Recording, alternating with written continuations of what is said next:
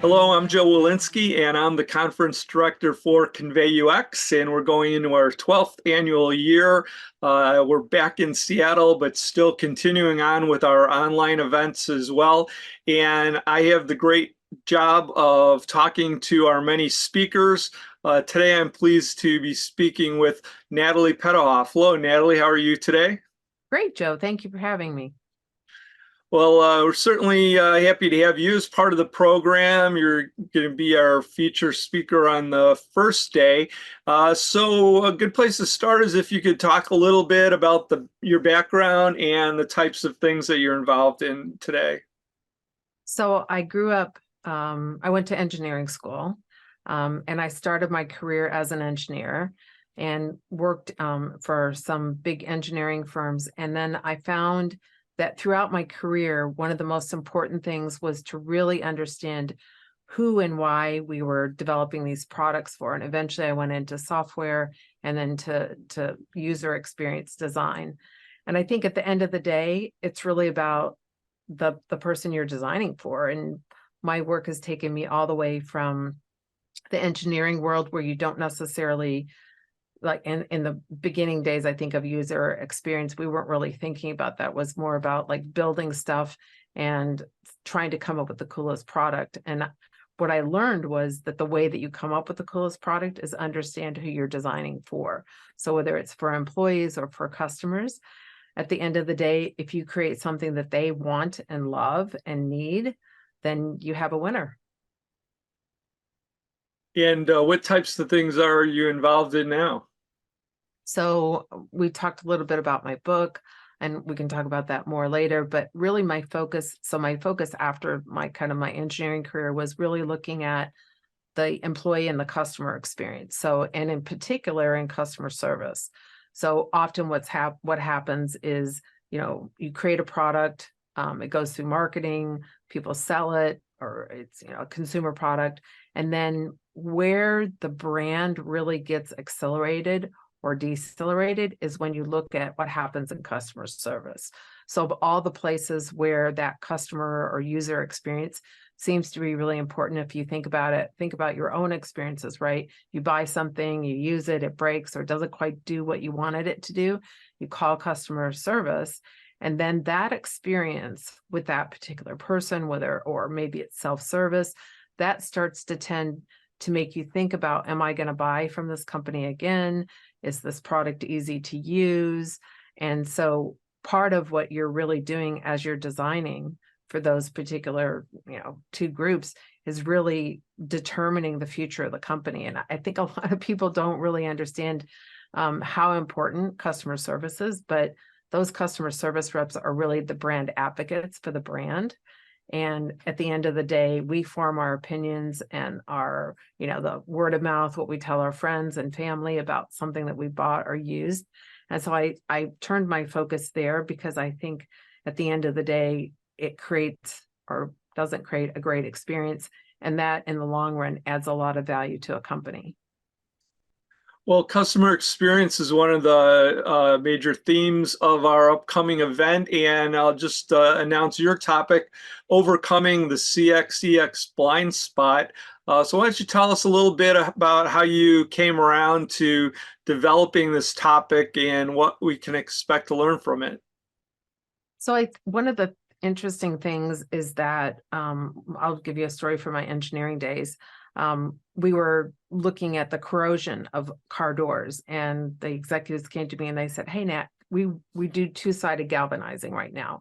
And so we really want to see if we can cut costs. So can we change, how we coat? The galvanizing is the coating that goes on before the paint." And I said, "Well, my gut is it's going to corrode." So, and what a horrible user experience it would be if the doors of the car have holes in the sides, right? So I did the experiments. I came back and I presented my information, and the result was that they would have bigger holes in the sides of their cars. And they said, "Okay, thank you very much." And I was a young engineer, and I was curious about what they were going to do. So they said, "Oh, we're going to do one-sided galvanizing." And I'm like, "But that means that the car doors are going to corrode." And they said, "Well, we understand that, but," and I said, "Well, I'm really concerned that, the information I gave you is going to negatively impact the brand. And they said, well, aren't you an engineer? Why are you so concerned about the customer experience? And I'm thinking in my head, you're the freaking executives. Why aren't you concerned? Right. And so that was like a early experience as an engineer thinking, okay, do we as executives really think about that end user? And so whether, it's building software or it's a product that people are using, that experience really does determine how people feel about it. So my work lately has been with DoorDash, and they're a food delivery service. And we were looking at how do we really create a great experience. So one of the things, like if you call customer service and you say, hey, you forgot my fries, what you're really saying is, hey, my house is on fire. And so the question becomes, do you want to hear, oh, I'm so sorry that happened to you. That must be really frustrating. I would be frustrated too.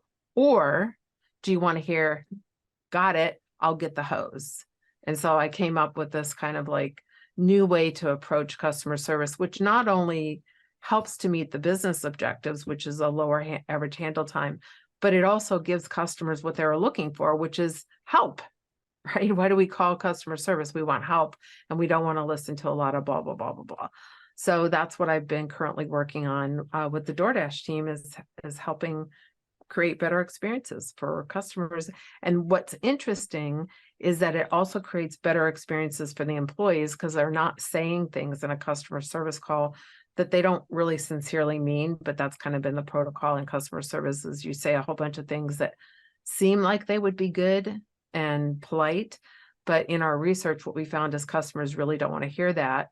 And it was really, Joe, this process of empathy, right? So empathy is putting yourself in the seat of the other person, really understanding what they would like as an experience, and then redesigning the experience from that point of view.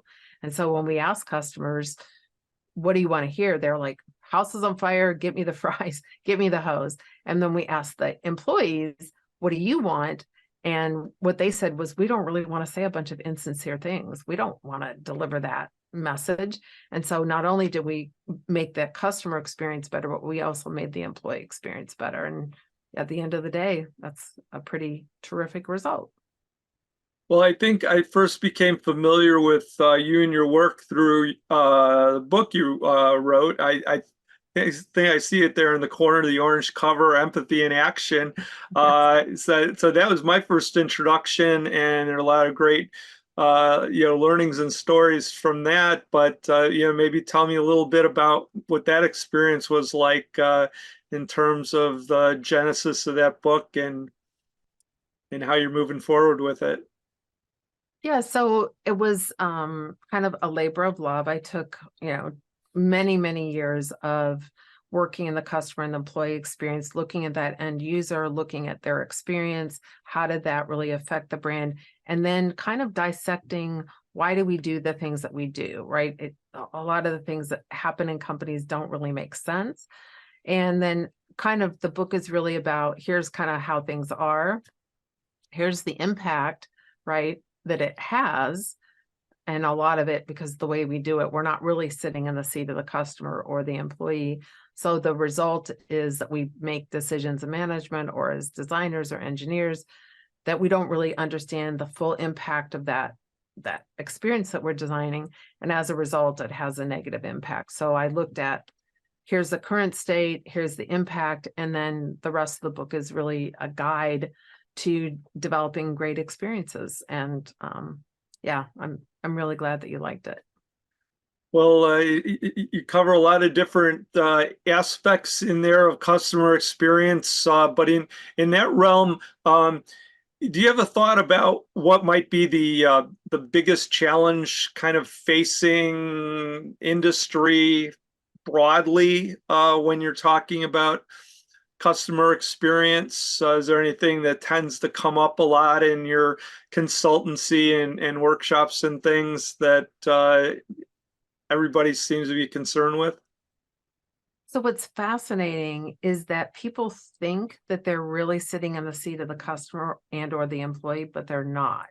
And so it's a kind of a paradigm shift because for instance, customer service, the way that we deliver it through with technology, it's been that industry contact centers has been around for about 70 years. And so the way that we design software, the way that we deliver it, the way that we train our people, and I'm surprised to say this, is that people aren't really sitting in the seat. And so I just had a client that designed training, and they thought, oh, this will be really great, and it'll be really easy for everybody to follow, and it'll create a great experience. And it wasn't until, and I could kind of see that it was going to, but I didn't, I don't know. I kind of said something, they're like, no, it'll be fine. So it wasn't until we actually sat down with the customer service agents and we got their feedback and they told us this doesn't work at all, that the executives went, oh, this doesn't work. So what's fascinating to me is that so many times we still approach business thinking that we know. And instead of sitting down with the people that you're trying to get to have them understand something or do something, asking for their feedback and their comments as you're developing it makes all the difference. There's less rework. You're really getting to the point. And I think a lot of times that doesn't happen. In some cases, you might have a not invented here culture where if you do make suggestions, they're not really heard, or maybe it's psychologically unsafe. And in other cases, I think that most people come from I'm an expert, a domain expert, I know.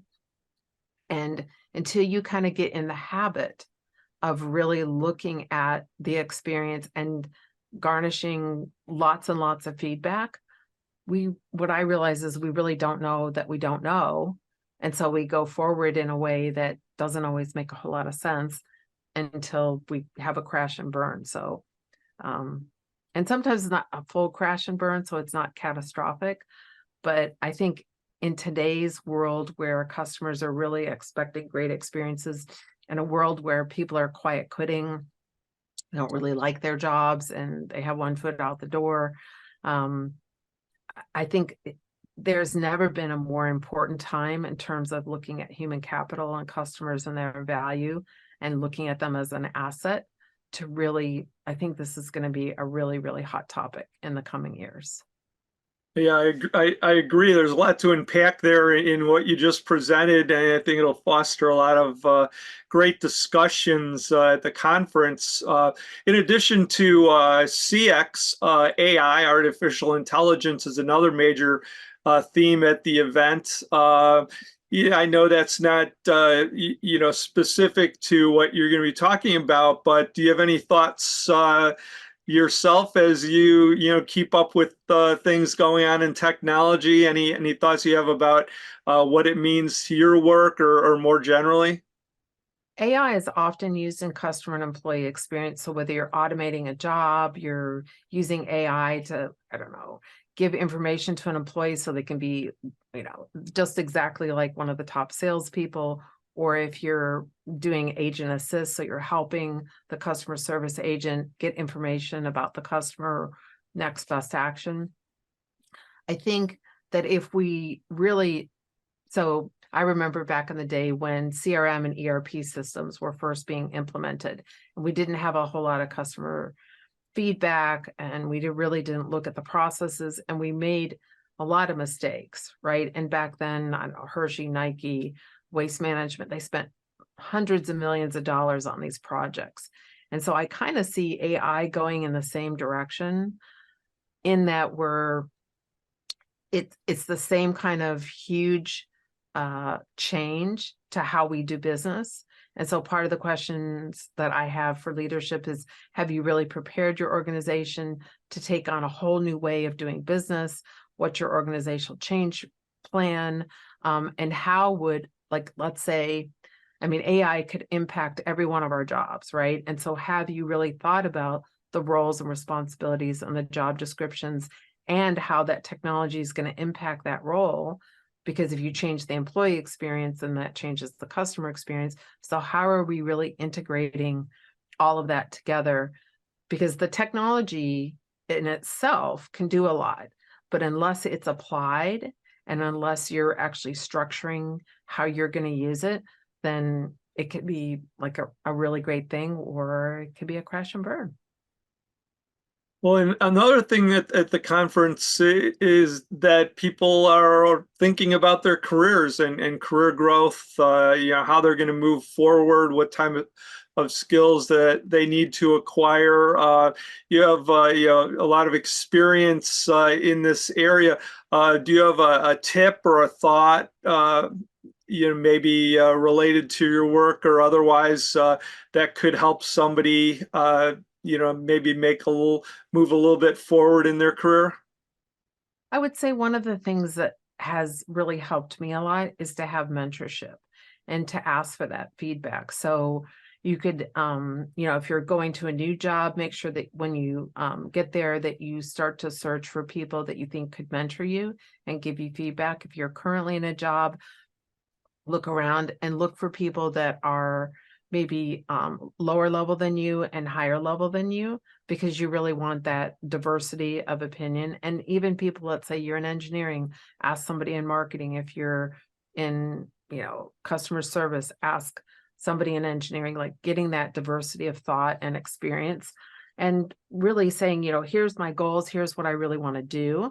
And, I'd love feedback. And you can even, ask, I love companies that do a 360 analysis, although I don't know if people are ever really honest, but I think if you can have a small kind of your own little board of directors to get that feedback, I think it's really priceless and really important to constantly do that self-reflection, to constantly kind of evaluate where I am and how I could get better, and invest in yourself. Read lots of books, take seminars, develop. And I think part of what we all need to do is, I'm a huge empathy practitioner. I wrote the book, and then as I wrote the book and started to apply it with a lot of my consulting clients, really taking the time to slow down and sit in the seat of the other person. So before you prepare for a meeting, think about who you're meeting with, what's important to them, why are you doing this project, and how do they perceive it, versus here's what I want from the project, but what is that other person? And I think whether it's a work relationship or a friendship or a personal relationship, always thinking about how you can impact that other person and what's important to them, then you're really coming from a place of collaborating, because it's not just about your agenda, it's about a collective collaboration. And I think that really makes a really big difference in how people perceive you and whether they want to work with you. I mean, we like people who are fun to work with and easy to work with. And I think those are key things that sometimes I think as engineers and designers, we think about the work that we're doing, like the things we're doing versus who we're being. And I think it's really important to think about who you're being and what you're bringing to the table on an emotional intelligence level. Well, thanks for sharing that. There's a lot of great advice in there. And the last thing I wanted to bring up is to go back to books. We do have a conference bookstore, a local bookshop. Ada's bookstore in the Seattle area is going to be there with choice selections, and then they also do an online version of that. And we're certainly going to have your Empathy in Action book there. But beyond that, do you have any other recommendations that you might want to make? Books.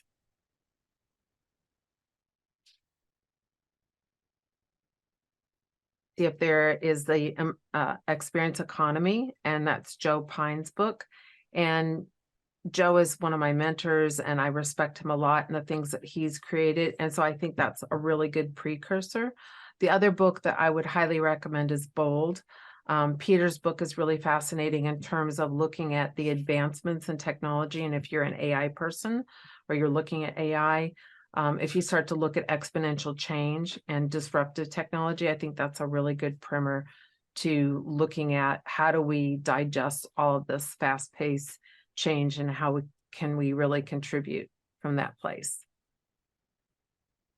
Well, Natalie, thank you so much for taking the time to chat with me. We covered quite a lot of areas, but this will be very helpful to people interested in attending the event. So thanks for your time, and we'll look forward to seeing you in a few months in Seattle.